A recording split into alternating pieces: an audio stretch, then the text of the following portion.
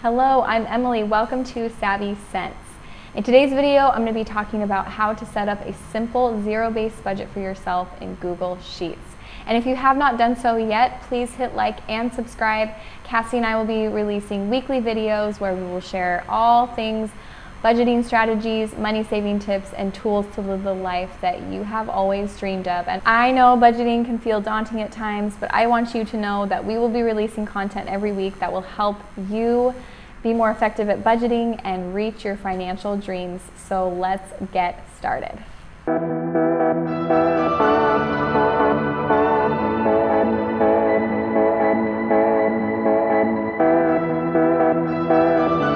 A zero-based budget is when you start with your income and subtract your expenses and savings to equal zero.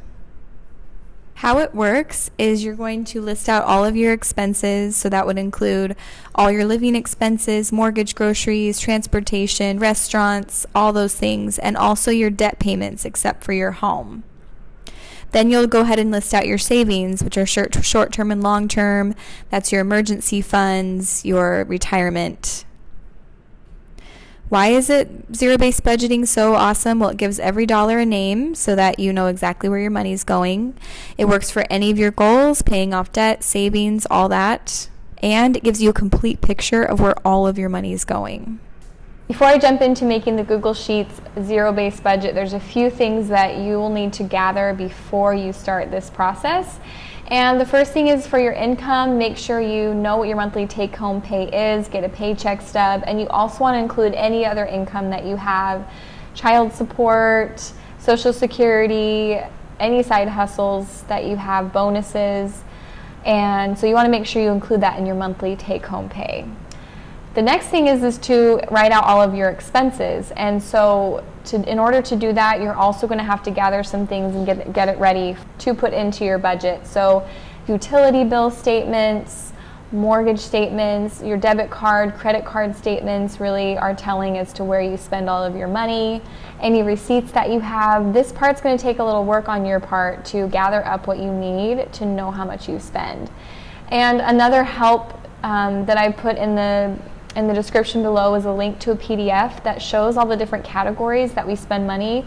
I know there's probably more than what's on this list. I tried doing some research and compiled the most common categories, but I know that there's other things on there as well. But take a look at this list, highlight where you spend your money, make sure you highlight everywhere that you spend your money and include anything that's not on there as well, because that will be the most comprehensive budget, is if you can include all the categories that you spend money on. So once you've gathered all of that information, that's going to be extremely helpful in making an effective budget for yourself, because you'll know how much you're spending in these categories. And I see 3 ways of creating a budget for each category. One of the ways is to kind of look at your past 3 months and set an average.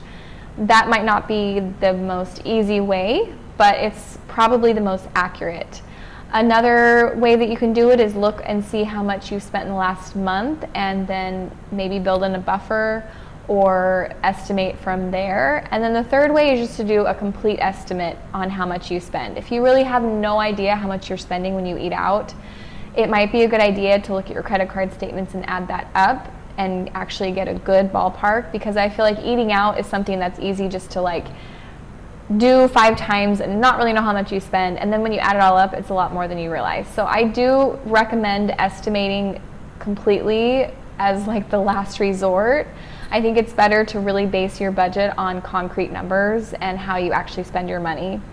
With that said, I did come across an article written by Rachel Cruz. It was really, really helpful. She says put a small amount of money aside as a buffer for any unexpected expenses, which I think we've heard before, but I think it's a great thing to do. None of us are perfect at spending our money and budgeting, and so we should build that into our budget as well. I'm going to jump right into the spreadsheet now and walk you through how I make a basic budget.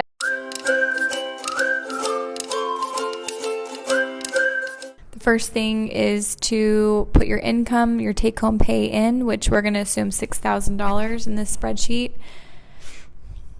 And then the next thing is to start filling in all of your expenses from the data that you gathered through your receipts and your credit card and debit card statements and things like that. A couple things to note. Mortgage, Dave Ramsey recommends having it be 25% of your take-home pay, which I find a good rule of thumb because then you have enough money to spend besides that. And then these numbers that are being filled in right now are just based on ratios of how our family of 6 spends money versus compared to our income. And then also, just as you're generating these numbers and trying to figure them out, just remember that taking a 3-month average is probably the most effective, but probably takes the most work.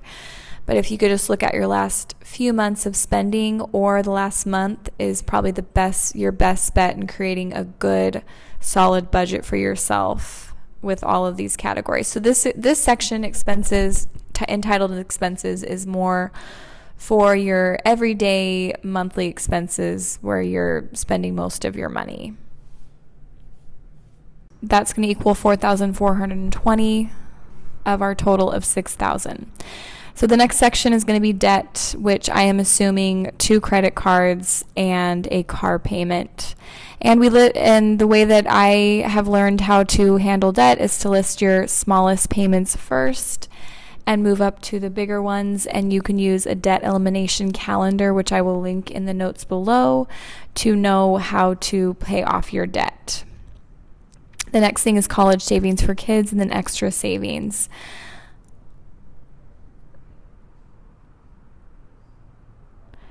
All right, sinking funds are there for all the things that, like, when you need to spend money on it, is going to be more than normal. So like when a birthday comes, you're going to have some savings set aside for that.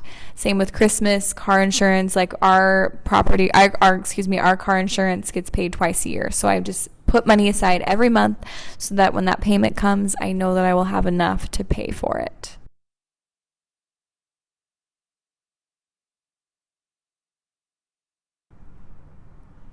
That total is going to be $640. So now what we're going to do is we're going to go over here to our summary section, and I'm going to pull in what our total income is, which is $6,000. Just using the equal sign to link to that section. And then our total expenses, and we're going to link to the debt, savings, sinking funds, and so forth.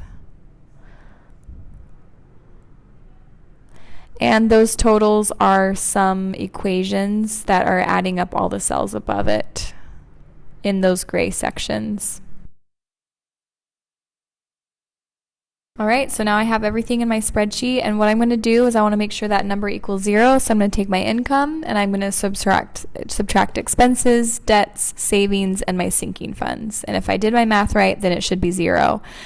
I want to say that extra savings line, which is on the 10th row, is where I kind of play with the number to make sure it equals 0. So if it was over, I would take away some money from that line. If it was over, then I would need to add more money to that line and take it away somewhere else. It's kind of where I play with the numbers. So you can see here that when I add something to it, it changes that number down below, and that's kind of where I make sure the zero-based budget equals 0.